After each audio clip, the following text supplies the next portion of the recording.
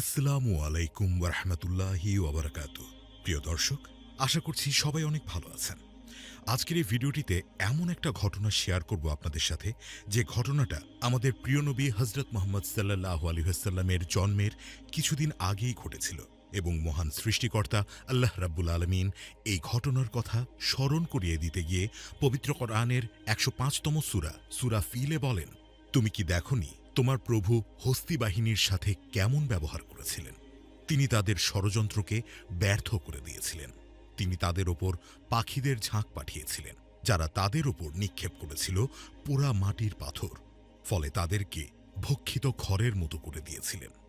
এখানে উল্লেখ্য যে প্রিয়নবী হযরত মুহাম্মদ সাল্লাল্লাহু আলাইহি ওয়াসাল্লাম সে সময় মাতৃগর্ভে ছিলেন, আর ওই সময়টাতে আফ্রিকা সাম্রাজ্যের নাজ্জাসী বাদশাহের অধীনে ইয়েমেনের গভর্নর ছিলেন আব্রাহা বিন সাবাহ। তখন ৫৭০ বা ৫৭১ খ্রিস্টাব্দ চলছে। আর তখনকার সময়ে কোনো একদিন আব্রাহা ৬০,০০০ সৈন্যদল ও ১৩টির মতো হাতি নিয়ে মক্কার দিকে যাত্রা করল কাবাঘর ধ্বংস করতে। পথিমধ্যে যারাই আব্রাহার সামনে এলো তাদের সবাইকে পদদলিত করা হলো। একটা সময় যখন মক্কার কাছাকাছি পৌঁছাল, তখন মূল সৈন্যদল থেকে একটি অগ্রবর্তী দল প্রেরণ করল এবং এই দল গিয়ে আব্দুল মুত্তালিবের প্রায় ২০০ উট লুট করে নিয়ে যায়। এখানে বলাই বাহুল্য যে সে সময় কুরাইশ গোত্রের প্রধান ছিলেন প্রিয়নবী হযরত মুহাম্মদ সাল্লাল্লাহু আলাইহি ওয়াসাল্লামের পিতামহ আব্দুল মুত্তালিব।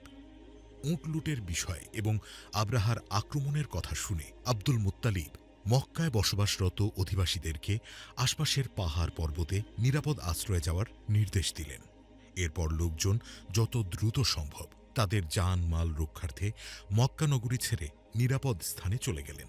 অন্যদিকে বলিষ্ঠ ব্যক্তিদের অধিকারী আব্দুল মুত্তালিব চলে গেলেন তাঁর ২০০ উট ফেরত পেতে। ওই সময় আব্রাহা খাবার খাচ্ছিল। যখন সে শুনতে পেল কুরাইশ গোত্রের প্রধান তার কাছে এসেছেন, তখন নিজেকে সজ্জিত করল এবং আব্দুল মুত্তালিবকে সাক্ষাতে রাখল। এরপর তাদের মাঝে কথা হলো। কথায় কথায় আব্দুল মুত্তালিব নিজের ২০০ উট ফেরত চাইলে তখন আব্রাহা হাস্যভাবে বলল, আপনাকে দেখে মুগ্ধ হয়েছিলাম, কিন্তু আপনি নিজে ও বাপদাদার ধর্মের কেন্দ্রস্থল কাবাঘরের বিষয়ে কথা না বলে সাধারণ ২০০ উটের কথা বলছেন, অথচ আমি এখানে এসেছি কুরাইশদের এই কাবাঘরকে ধ্বংস করতে। আব্রাহার কথায় আব্দুল মুত্তালিব দীপ্ত কণ্ঠে বলে উঠলেন, উটের মালিক আমি, তাই উটগুলো ফেরত চাইছি। তবে ওই কাবাঘরের মালিক যেহেতু আমি নই, তাই কাবাঘরের মালিক যিনি তার হাতেই ছেড়ে দিলাম কাবা রক্ষার দায়িত্ব। কেননা আপনার এই বিশাল বাহিনীর মোকাবেলা করার সামর্থ্য আমাদের কারোরই নেই। এখানে একটা কথা বলতেই হয়, আব্রাহা শুধু কাবাঘর ধ্বংসের জন্য আসেনি, এর পিছনে অবশ্যই অন্য একটা কারণ ছিল। চলুন সংক্ষেপে বিষয়টা বুঝে আসি। তৎকালীন সময়ে আফ্রিকা সাম্রাজ্যের নাজ্জাসী বাদশাহের অধীনে আব্রাহা যখন ইয়েমেন দখল করল, তখন থেকেই তাদের লক্ষ্য ছিল আরবে খ্রিস্ট ধর্ম প্রচার করা। সেই সাথে প্রাচ্যের ভারতবর্ষ ও রোমান অধিকৃত অঞ্চলে আরবদের পরিচালিত নানান ব্যবসা সম্পূর্ণ করায়ত্ত করা। আর তাই ইয়েমেনে নিজের ক্ষমতা প্রতিষ্ঠিত করেই নাজ্জাসী বাদশাহের সুপ্ত সেই স্বপ্ন বাস্তবায়নে নেমে পড়ল আব্রাহা। আর খোঁজ নিয়ে সে কাবাঘরের কথা জানতে পারল। সেই সাথে এটাও জানল যে প্রতি বছর নির্দিষ্ট সময়ে আরবরা সেখানে জমায়েত হয়ে হজ পালন করে। আব্রাহা এসব শোনার পর নিজেদের পরিকল্পনা বাস্তবায়নের জন্য ইয়েমেনের রাজধানী সানায় বিশাল বড় একটা গির্জা নির্মাণের কাজ শুরু করল এবং নাজ্জাসী বাদশাহের নিকট এই বার্তা পৌঁছালো যে আমি আরবদের হজ অনুষ্ঠান মক্কার কাবা হতে সানায় আমার তৈরি নতুন গির্জায় খুব শীঘ্রই স্থানান্তর করব। এরপর দেখতে দেখতে সানায় তৈরি হলো সেই বিশাল গির্জা, যেটার নাম ঐতিহাসিকদের মতে আল কুল্লাইস। আব্রাহা এটা নির্মাণ করেছিল মূলত কাবা শরীফের বিকল্প হিসেবে, যেন আরবদেরকে কাবা থেকে মুখ ফিরিয়ে এই গির্জার দিকে আকর্ষিত করতে পারে। আব্রাহা দীর্ঘদিনে যখন তার গির্জা একদম তৈরি করে ফেলল, সেই সময় সে ইয়েমেনে এর প্রচারণা শুরু করল। কাবা ঘরকে বাদ দিয়ে নতুন এই গির্জায় আসতে হবে। এটা শোনার পর কুরাইশদের কিছু সাহসী যুবক একত্রিত হয়ে আব্রাহার শখের সেই গির্জায় আগুন ধরিয়ে দেয়। কারো কারো মতে সেখানে তারা মলমূত্র ত্যাগ করেছিল। অবশ্য ঐতিহাসিকদের কেউ কেউ বলেছেন, যখন আব্রাহা লক্ষ্য করল আরবরা কেউ তার তৈরি বিশাল এই গির্জায় আসছে না, তখন সে কাবা ঘরকে ধ্বংস করার কথা চিন্তা করল। আর এই ঘটনার পরই সে প্রায় ৬০,০০০ সৈন্যদল নিয়ে মক্কার অভিমুখে রওনা দিল। এবার চলুন আব্দুল মুত্তালিবের কাছে ফেরা যাক। ওই দিন আব্দুল মুত্তালিবের কথায় আব্রাহা লুটকৃত 200 উট তাকে ফেরত দিল, আর অবশেষে সদল বলে মক্কার অভিমুখে যাত্রা শুরু করল। অন্যদিকে শেষবারের মতো আব্দুল মুত্তালিব পবিত্র কাবা গৃহের কাছে এসে অশ্রু নয়নে বলতে লাগলেন, হে কাবা ঘরের মালিক, এই ঘর আপনার, আপনি একে রক্ষা করুন। আমরা আগত বিশাল শত্রুবাহিনীকে প্রতিহত করতে ব্যর্থ, আমাদের এই শক্তি নেই।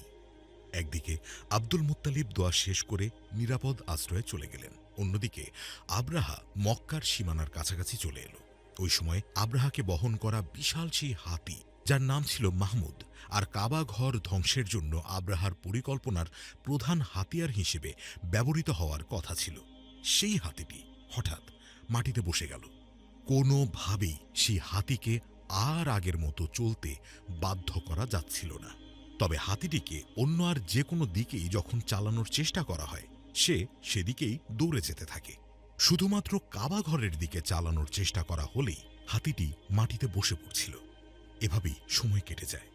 অন্যদিকে আল্লাহর ঘরের সঙ্গে যুদ্ধ মানে তো আল্লাহকেই চ্যালেঞ্জ করা, তাই না? তাই অবশেষে আল্লাহর গজব নাজিল হল। দূর আকাশে ঝাঁকে ঝাঁকে পাখি উড়ে এলো, আর তাদের প্রত্যেকের ঠোঁট আর পায়ের মাঝে পাথর বহন করছিল তারা। আব্রাহা সহ তার বিশাল সৈন্যবাহিনী কিছু বুঝে ওঠার আগেই আকাশ কালো করে আসা পাখিদের থেকে শুরু হলো পাথরকুচির বৃষ্টি। আর এই পাথরকুচির আঘাতে আব্রাহা সহ তার সৈন্যদের শরীরের মাংসপেশি খসে পড়তে লাগল। তবে এদের মধ্যে কেউ কেউ দৌড়ে পালানোর চেষ্টা করল ঠিকই, কিন্তু আল্লাহর গজব থেকে সেদিন কেউ রক্ষা পায়নি। পাখিদের ছোঁড়া সেই ছোট্ট পাথরগুলো বিশাল পাথরের ন্যায় চাপ দিয়ে সেই সৈন্যদেরকে চর্বিত ভূষিতে পরিণত করতে থাকল। আর এভাবেই আল্লাহ পাক তার কাবা ঘরকে রক্ষা করলেন এই বিশাল সৈন্যদলের হাত থেকে। কথিত আছে যে এই ঘটনাটি ঘটেছিল মুজদালিফা ও মিনার মাঝখানে মুহাসসির নামক স্থানে, আর এই ঘটনাকে আরবরা হস্তিবর্ষ সাল নামেই অভিহিত করল। এবং আমাদের প্রিয় নবী হযরত মুহাম্মদ সাল্লাল্লাহু আলাইহি ওয়াসাল্লাম হস্তিবর্ষ সালেই পৃথিবীর বুকে আগমন করেন। তো বন্ধুরা, কোরআনে আল্লাহর বর্ণিত এই আশ্চর্য কাহিনী নিশ্চয় আপনাদের ভালো লেগেছে। যদি কাহিনীটা ভালো লেগে থাকে অবশ্যই কমেন্ট বক্সে আপনার মূল্যবান মতামত জানাবেন। সেই সঙ্গে সদা স্মরণ রাখবেন, বিপদ যত বড়ই হোক তা আল্লাহর রহমতের থেকে বড় নয়। তাই বিপদে ঘাবড়ে না গিয়ে আল্লাহর কাছে আত্মসমর্পণ করুন, কারণ আল্লাহ যাকে রক্ষা করতে চান তাকে সারা দুনিয়া মিলেও চুল পরিমাণ ক্ষতি করতে পারবে না।